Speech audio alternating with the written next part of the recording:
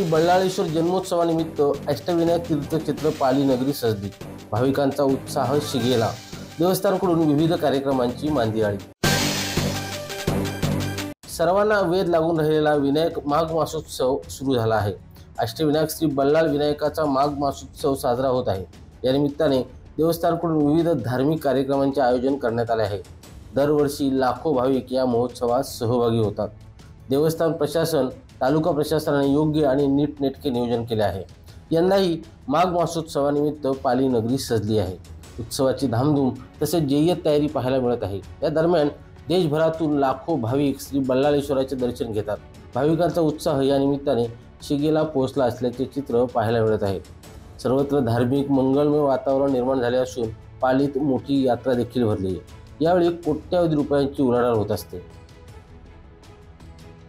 धम्मशील सावंत, संवाद मराठी लाईव्ह, पाली।